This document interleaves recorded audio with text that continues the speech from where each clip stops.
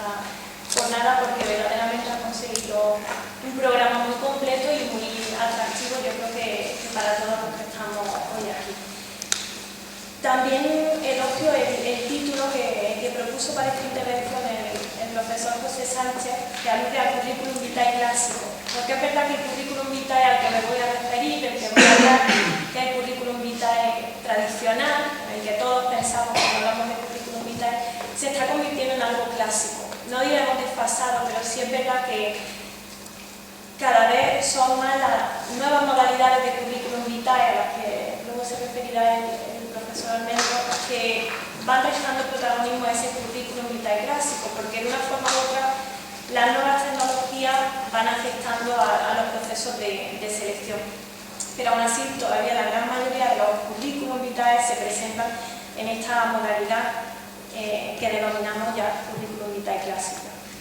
Y me gustaría comenzar con un dato que creo que es muy ilustrativo, conforme al cual los seleccionadores de personal invierten una media de 10 segundos en determinar si un currículum vitae es válido, si les interesa o no, y por tanto descartarlo o no. Yo creo que pocas cuestiones tan trascendentales para la vida de todos nosotros se deciden en tan poco tiempo. Por eso es necesario que tengamos en cuenta que el currículum vitae se trata de plasmar nuestros conocimientos, nuestras experiencias, nuestras habilidades y, en definitiva, nuestra motivación por un puesto de trabajo, y hacerlo de manera sintética, de manera directa, de forma que llame la atención, de forma que impacte en el seleccionador de personal. Luego tenemos solo 10 segundos para impresionar a ese seleccionador de personal y para convencerle de que nuestro perfil encaja a la perfección con el perfil que busca la empresa, que somos el candidato o la candidata idónea. Por tanto, conocer nuestras habilidades, nuestra experiencia es fundamental, pero también conocer o tener en cuenta a la persona que va a leer este currículum vitae. Generalmente una persona que tiene mucho trabajo, poco tiempo y que en tan solo 10 segundos va a ir descartándonos los currículums y formando un montante de aquellos que van a requerir una lectura más detallada. Nuestro objetivo es que nuestro currículum forme parte de ese montante de currículum que van a ser más detalladamente leídos.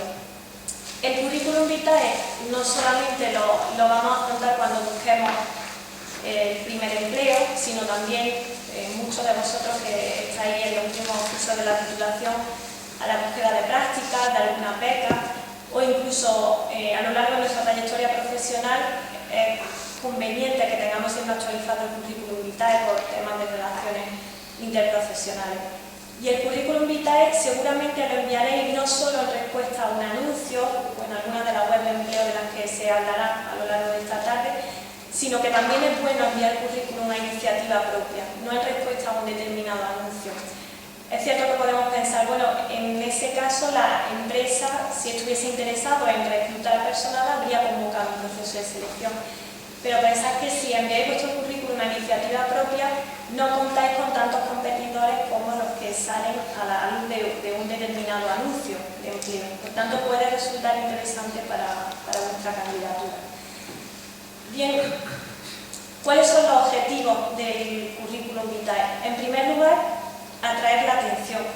Hemos dicho que en tan solo 10 segundos el responsable de selección de personal decide si valora o no más detalladamente tu currículum y por tanto si lo descarta o no. Luego es importante llamar la atención, destacar entre las demás opciones, evidentemente sin exageraciones, pero si es necesario impresionar, crear un efecto impactante. Poneros en el lugar de uno de los seleccionadores que ve continuamente este tipo de currículum vitae con la misma tipografía, los mismos márgenes, el mismo tipo de papel. Evidentemente nada le llama la atención. Sin embargo, si algunos de ellos introducen recuadros, introducen determinados elementos en negrita o en cursiva, evidentemente hay una llamada de atención y por tanto es más probable que se dedique un poco más de tiempo a tu currículum vitae. También, y eso lo apuntaba ahora mismo el profesor Sánchez, no es lo mismo los sectores en los que va a presentar un currículum. En un sector de banca quizás más convencional pero en una empresa de publicidad, de creatividad, este tipo de currículum que se aparta más de los convencionales puede resultar más llamativo y resultar más satisfactorio para el objetivo. Una vez que hemos captado la atención del seleccionador, tenemos que despertar su interés. Y aquí hay que insistir en una idea que se viene repitiendo mucho en esta jornada: el venderte como producto. Tenemos que concebirnos como un producto y por tanto tenemos que vendernos. Y para ello hay que incluir única y exclusivamente la información que nos pueda beneficiar, nunca aquello que vaya a resultar negativo para nuestra candidatura. Y con eso no estoy diciendo que se mienta en el currículum vitae, sino que solo incluya esa información que puede serte de interés, que puede resultarte beneficiosa. Si no tienes, por ejemplo, una buena nota de expediente, nadie te obliga a que lo incluya al poner tu titulación. O si abandonaste un determinado año tu titulación y empezaste una nueva, tampoco debes incluirlo. Luego son consejos para decir que eso de la verdad, toda la verdad y nada más que la verdad en los currículum vitae no es plenamente aplicable, porque solo vamos a incluir la verdad que nos beneficie y la verdad que sea positiva para nuestra candidatura. Una vez que hemos pasado ese montante de currículum vitae que van a ser objeto de una lectura más detallada, seguiremos después en ese proceso de selección, como pueden ser pruebas psicotécnicas o las entrevistas de las que se hablaba hasta hace un momento, porque el currículum vitae no te abre la puerta al mercado laboral en sentido estricto, no te va a garantizar un puesto de trabajo, pero sí que es el primer eslabón de una cadena de gran importancia y por tanto es necesario dedicarle mucha atención. Y esto enlaza con la elaboración del currículum vitae. La preparación, como todo, hay que prepararlo. Obviamente un currículum vitae se podría hacer tan rápido como coger un formato estándar e ir rellenando las determinadas casillas conforme a tu experiencia y a tus habilidades. Pero se trata, de recordar, de formar parte de ese montante del currículum vitae que va a ser detalladamente leído. Luego tiene que ser debidamente preparado y además personalizado a cada puesto de trabajo ofertado. Es erróneo realizar un mismo tipo de currículum vitae y presentarlo a distintas ofertas de trabajo. Como decía el profesor Sánchez, tenemos que conocer cada una de las empresas a cuyo puesto de trabajo vamos a estar. Por tanto, el currículum vitae tiene que estar debidamente personalizado a los intereses de cada una de las ofertas de trabajo. Y es útil tener un modelo patrón en nuestro ordenador y cada vez que vayamos a concurrir a un proceso de selección, modularlo, adaptarlo según el puesto de trabajo al que queremos aspirar. Hay que prestar atención a la adecuada presentación del currículum vitae. ¿Por qué? Porque la impresión que causemos en el seleccionador de personal depende única y exclusivamente de nuestro currículum. Nosotros no estamos presentes mientras él decide si nuestra candidatura es válida o no para la empresa. Luego, la presentación es uno de los primeros factores que deciden sobre la aceptación o no del currículum vitae. Si presentamos un currículum que está desordenado, que tiene errata o cualquier tipo de errores tipográficos, vamos a dar la impresión de que somos personas desordenadas, que somos personas que no revisamos las cosas antes de entregarlas, y quien hace eso con un currículum vitae, el seleccionador va a pensar que a lo largo de una prestación de servicios la empresa va a hacer lo mismo reiteradamente. Por tanto, hay que cuidar mucho la presentación, los márgenes, la alineación, encontrar una letra que no sea pequeña porque dificulte la lectura, intentar también ser consistente, es decir, si ha utilizado negrita para los títulos y cursiva para los subtítulos, utilízalo a lo largo de todo el documento. Utiliza también un lenguaje sencillo, evita tecnicismo, palabras complejas. Tened en cuenta que los seleccionadores de personal no tienen por qué conocer todos los códigos de áreas de la empresa. Y también es muy importante ser breve y conciso, utilizar frases cortas, evitar grandes parrafadas, lo que se pueda decir en 2 palabras mejor que en 5 palabras. Porque de hecho el currículum vitae tiene que llevar una hoja o como máximo 2 manos, obviamente solo por delante. Intentar ser proporcionado, que no quede una hoja y 3 líneas en la siguiente, sino en ese caso alterar un poco los márgenes o la alineación para que quede una presentación adecuada.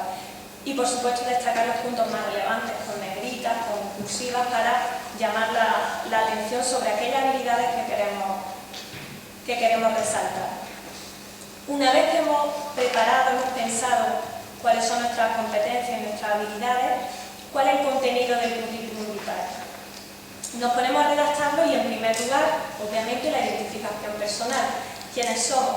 Hay quien dice que es conveniente ponerlo en el centro, porque si lo pones en el margen izquierdo, corre el riesgo de que si se añade cualquier tipo de papel con un al expediente, se puede perder el nombre. Por tanto, hay quien recomienda ponerlo centrado, tu nombre y apellido, tu correo electrónico, ojo con las direcciones de correo electrónico, utilizar una que tenga un aire profesional, los nombres y apellidos, porque así además va a ser más fácil buscar tu nombre en la aplicación de correo electrónico. Teléfonos, poner solo uno. Cuando se empiezan a poner varios teléfonos, las empresas no saben a cuál llamar luego uno, y además que dé plena disponibilidad.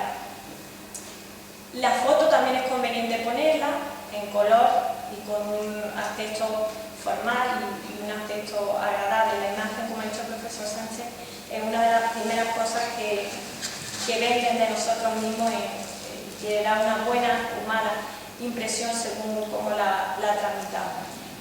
Además, es bueno indicar esta identificación personal en cada uno de los folios del currículum vitae, porque puede ser que se extravíe alguno de los papeles y pierdan la referencia de nuestros datos. El perfil profesional. El perfil profesional va a ser como una especie de resumen breve en el que señalamos nuestras habilidades, nuestros puntos fuertes y el puesto de trabajo que queremos conseguir. Los seleccionadores suelen valorar bien este tipo de perfil profesional, porque lo que hace es que da una perspectiva de futuro y no de pasado a la que nos tenía acostumbrados los currículum vitae. Generalmente un currículum está hablando de tus experiencias pasadas, tus habilidades adquiridas. Con el perfil profesional lo que estás diciendo es el puesto al que aspiras, qué funciones vas a desarrollar, qué habilidades pretendes adquirir. En cuanto a la formación, distinguiremos entre la formación reglada y la no reglada. La formación reglada son aquellas titulaciones en las que se pide un certificado oficial, por tanto pondremos el nombre de la titulación, qué universidad la pide, la fecha de inicio y de fin de esos estudios. La nota de expediente hay que ponerla, pues recordarlo de toda la verdad y solo la verdad, es decir, si es buena y nos va a beneficiar, sí se pone la nota de expediente. Si no, es mejor no ponerla. Hay quien pone solo las notas de las asignaturas que estén más relacionadas con el puesto de trabajo al que optamos, y solo siempre si son buenas. Obviamente, si has llegado a los estudios universitarios, se entiende que has pasado por educación secundaria obligatoria y por bachillerato, luego no es necesario ponerlo, salvo que si se ha estudiado, por ejemplo, un determinado año fuera, en el extranjero, que implica que domina una lengua extranjera, sí sería un dato conveniente para integrarlo. En la formación no reglada, que son aquellos cursos, aquellas conferencias de los que obtenemos diplomas, conviene incluir únicamente aquellos que están relacionados con el puesto de trabajo, porque si no, además se queda muy desproporcionado el que la formación no reglada, que tiene menos importancia que la reglada, quede con más extensión que la formación verdaderamente importante, que es la reglada. En tema de formación hay que decir que tan malo es el defecto como el exceso de cualificación, aspectos curriculares. Una persona que no tiene la cualificación que piden como requisito imprescindible de una oferta de trabajo no debe concurrir a ese proceso de selección. Pero una persona que tiene una cualificación superior a la que piden, si piden un FP y tú eres graduado, corre el riesgo de que la empresa considere que va simplemente que aspira a ese puesto de trabajo como algo meramente provisional y que estará trabajando en esa empresa hasta que encuentre algo más adecuado con tus niveles de formación. En cuanto a la experiencia profesional, el orden entre formación y experiencia profesional dependerá generalmente de la edad del trabajador y de la experiencia laboral previa. Si se trata de un estudiante o alguien que acaba de terminar la titulación, va a tener más formación que experiencia, por tanto pondrá primero formación y posteriormente experiencia si tiene algún tipo de experiencia previa. Si es un profesor, si es una persona que ha tenido ya un recorrido largo en materia laboral, pondrá primero la experiencia profesional y posteriormente la formación. En la experiencia profesional pondremos la empresa en la que hemos trabajado, el puesto de trabajo, qué funciones hemos desarrollado y qué habilidades hemos adquirido trabajando en esa empresa.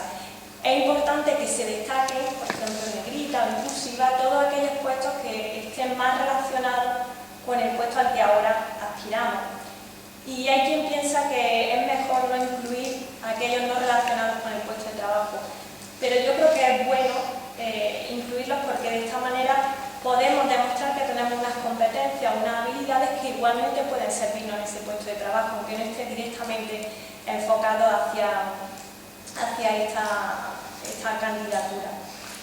En esto es importante saber que el currículum vitae es universal. El currículum vitae es para todos los públicos, es decir, generalmente los estudiantes de los últimos años de una titulación consideran que no tienen la preparación o la experiencia laboral suficiente para cumplimentar un currículum. Pero aquí los autores suelen hablar de que las competencias son transferibles, es decir, tú adquieres una competencia de una actividad y puedes utilizarla en otro tipo de actividad. Luego en el currículum vitae no solo cuentan las habilidades que has adquirido en un puesto de trabajo, sino también en voluntariado, en organizaciones.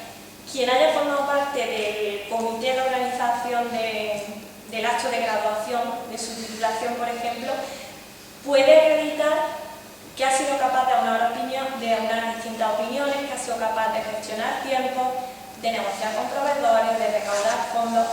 Luego, todas esas competencias nos van a servir aunque no hayamos tenido una experiencia laboral previa.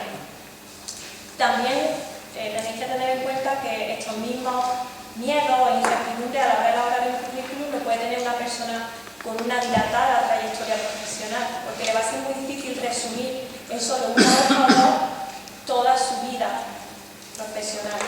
O también una persona que ha tenido una carrera muy diversificada, con distintos puestos de trabajo orientados en distintos sectores, le va a ser difícil dar una imagen de una trayectoria profesional recta y uniforme. Por eso es normal que todos encuentran dificultades para elaborar el currículum vitae, pero se trata de eso, de intentar resolver esos obstáculos y hacerlo lo más satisfactoriamente posible.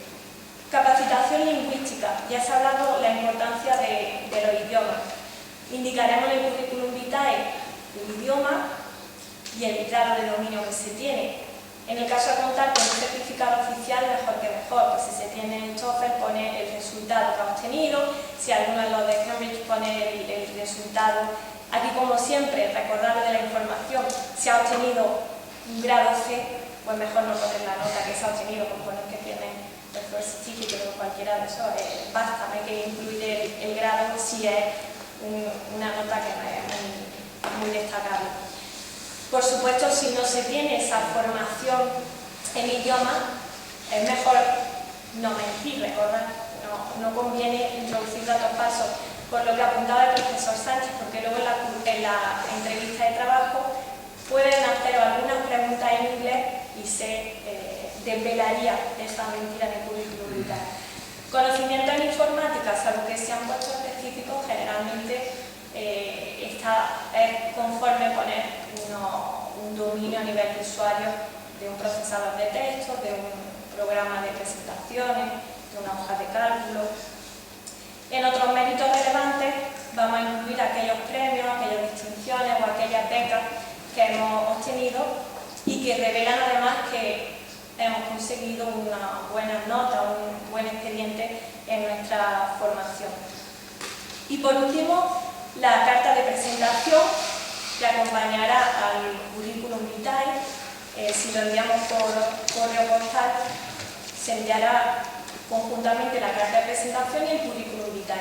Salvo que nos lo pidan, no es necesario juntar copias de todos los méritos. Incluso hay quien dice que eso revela una sensación de inseguridad, el querer demostrar todos los méritos documentalmente. Es suficiente el currículum vitae, por tanto, y la carta de presentación, salvo que la oferta de trabajo nos digan que se adjunten también la copia de los méritos.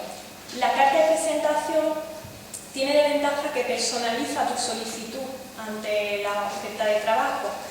Luego vamos a incluir, junto con nuestros datos personales, nos vamos a referir directamente a la persona destinataria de esa carta de presentación, al jefe del departamento en el que vamos a trabajar. Se valora mucho que te refieras individualmente a esa persona. Luego, si no tienes acceso al nombre o intenta buscar la lista de personas de esa empresa para dirigirte, como digo, personalmente al jefe del departamento en el que vas a trabajar, y si no, nos apañaremos con un estimado señor o señora. En la carta de presentación vamos a incluir nuestras habilidades, cuáles son nuestros puntos fuertes, vamos a referirnos específicamente al puesto de trabajo al que optamos, y esto se valora mucho en la empresa, que indique el puesto de trabajo, que la empresa sepa que tú has sido capaz de recabar todos los datos de la empresa, que sabes de qué va, conoces bien la empresa. También haremos alusión a nuestro currículum vitae, diciendo que queda adjunto ese currículum. Y por último, estableceremos nuestra disponibilidad para acceder al empleo. Si aquí en estos casos, ante dos candidaturas muy parecidas, suele ser determinante la disponibilidad que mostramos también para viajar, para desplazarnos geográficamente. Es importante que una vez que tenemos concluido el currículum y la carta de presentación, lo miremos con ojo, eso que decía el profesor Sánchez, ponernos en los zapatos, ¿no? El verla con los ojos de ese seleccionador de personal, incluso dárselo a otra persona, amiga, familiar de confianza, para que lo vea también con otro ojo y sea capaz de sacar algún defecto que podamos remediar antes de enviarlo. Pues con esto termino. Muchas gracias.